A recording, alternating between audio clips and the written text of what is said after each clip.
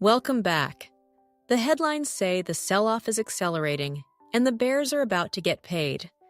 The tape says something different, and I think the tape is right.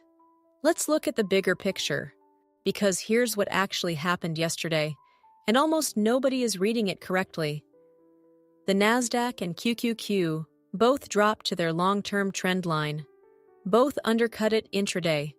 Both closed back above it. That is not a breakdown. That is a test that held. And if you only read the red candle, you missed the most important part of the story. I run every tape through 3 layers: macro, money flow, price action. Let's do it properly, because the simple version is a trap. Layer 1. Macro. Nothing changed. I need to say it up front, because it's the part the doom scrollers forget by the close. The Fed hasn't moved. Rates are where they were. Earnings season is intact.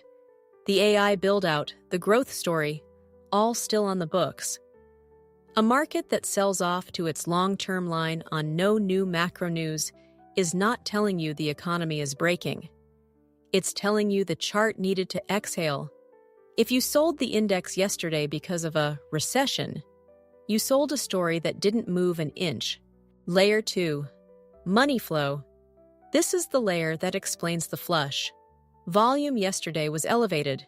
QQQ traded 51.3 M shares, up from 42.7 the day before. The Nasdaq printed 7.6 B shares, also above its prior pace. That's a throwdown, not a quiet bleed. When weak hands get flushed at a major line on heavy volume, and the index still reclaims the close, that's a shakeout. It's the same logic I showed you in the last episode with memory. Short-term lines can break while the long-term structure holds. The broad tape just did the reverse of the semis.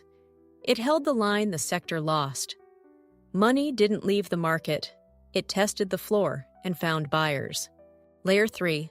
Price action. The levels are the whole point, so let's be precise.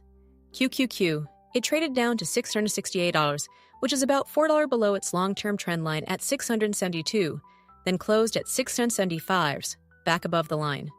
The Nasdaq, it dipped to $24,581, roughly $140 below its long-term line at $24,521, then closed at $24,010, about $150 above it. Both undercut, both reclaimed. That's a classic spring.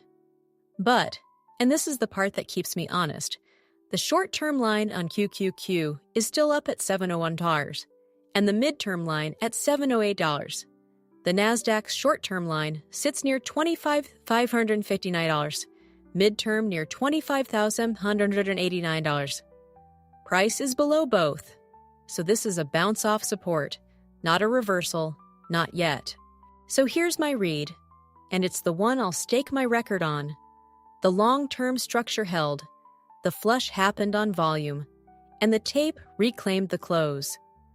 That tells me the downside is getting exhausted and the bears are running out of ammo at exactly the level that matters. But I'm not calling a bottom. Calling a bottom is a prediction. I prepare. If I had to choose a stance, I'd choose patiently constructive, not chasing. Watch 2 things. Confirmation. A daily close back above the short-term line, $701 on QQQ, and $25,559 on the Nasdaq. That's the signal the bounce is becoming a repair rally. The line in the sand.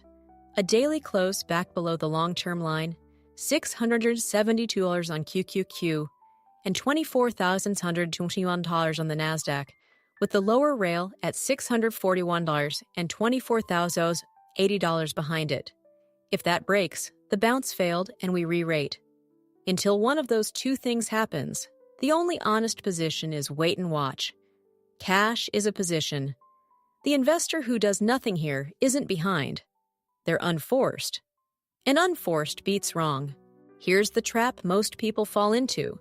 They see one green candle off the line and declare the bottom, or they see the undercut and declare the crash. Both are predicting.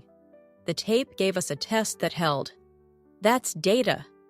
What it does from here, reclaim the short-term line or lose the long-term line is the only thing that matters.